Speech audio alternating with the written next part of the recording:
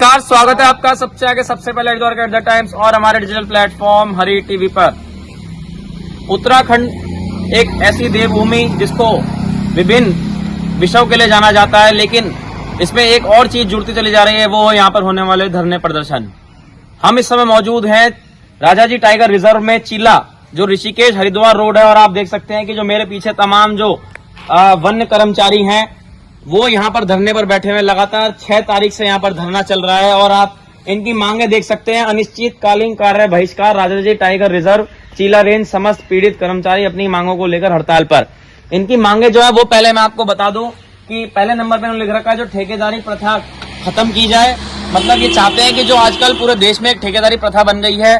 पहले क्या होता था कि एक पक्की नौकरी सरकार द्वारा दी जाती थी, लेकिन आजकल जो कॉन्ट्रेक्चुअल बेसिस या जो ठेकेदार को एक काम दे दिया जाता है, एक मुश्त राशि दे दी जाती है, वो अपने हिसाब से लोगों को 8,000 7,000 इस तरीके से तनख्वाह देते हैं। क्योंकि और दूसरी सबसे बड़ी बात है कि प्रधानमंत्री मोदी ने दिल्ली से 15,000 की तनख्वाह मिनिमम कर रखी है। इससे नीचे कोई तनख्वाह किसी को दे नहीं सकता।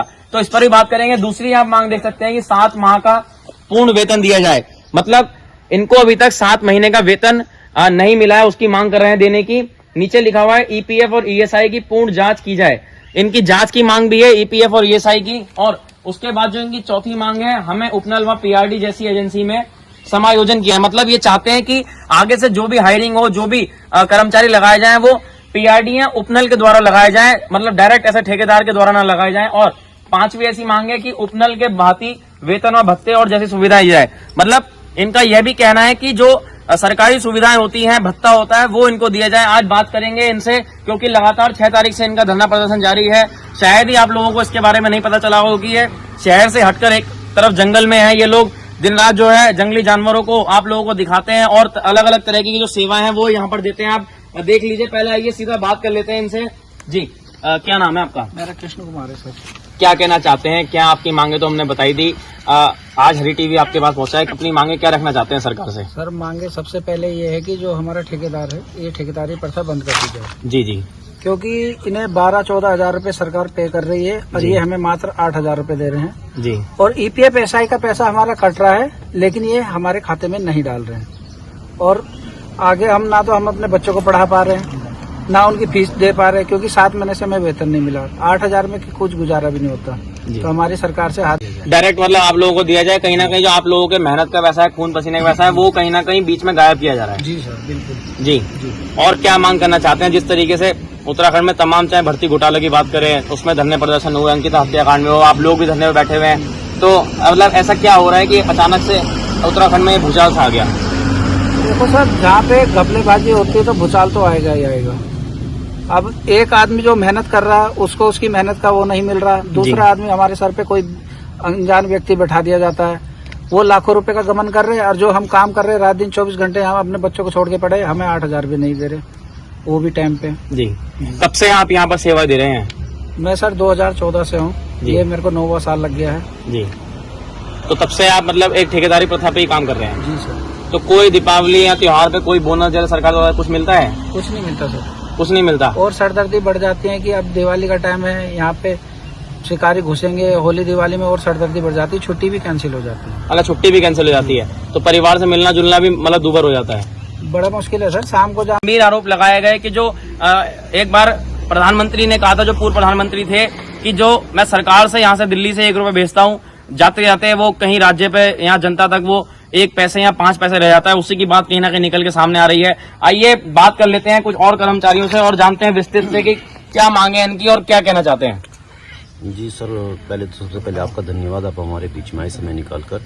सर, आपको तो दिख रहा है कि हम लोगों की जो मुख्य बिंदु की जो मांगे हैं, वो सबसे पहली मांग हमारी जो है, जो जायज़ मांग है हमारी, मतलब जो जायज़ मांग है वो है हमारी, हमें इस ठेकेदारी प्रथा से निजात दिलाने की।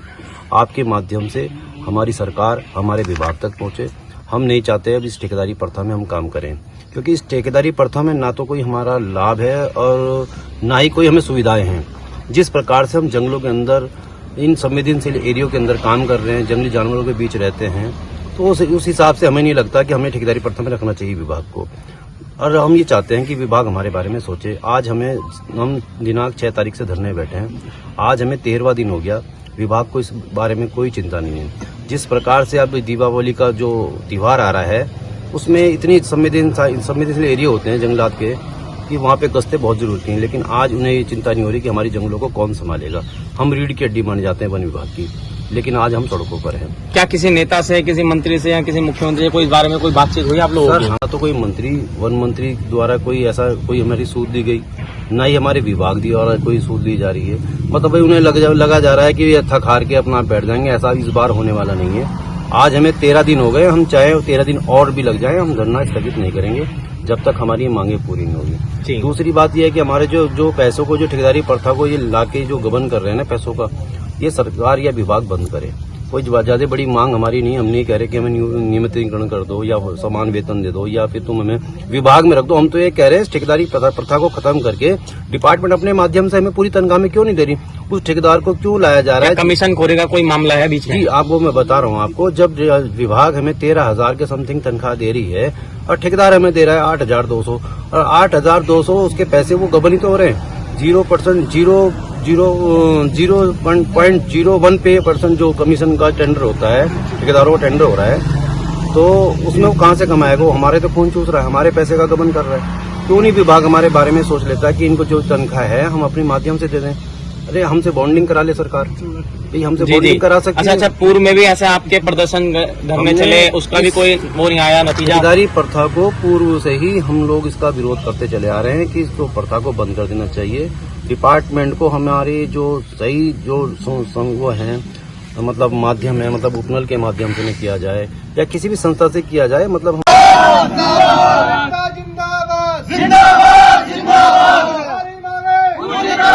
हमारी मांगे पूरी करो, ठेकेदारी प्रथा बंद करो, ठेकेदारी प्रथा बंद करो, चाहे जो मजबूरी हो मांग हमारी पूरी हो, चाहे जो मजबूरी हो मांग हमारी पूरी हो, चाहे जो मजबूरी हो मांग हमारी पूरी हो। आउटसोर्स एकता जिंदाबाद, जिंदाबाद जिंदाबाद, आउटसोर्स एकता जिंदाबाद, जिंदाबाद जिंदाबाद। ठेकेदारी प्रथा बंद करो, ठेकेदारी प्रथा बंद करो।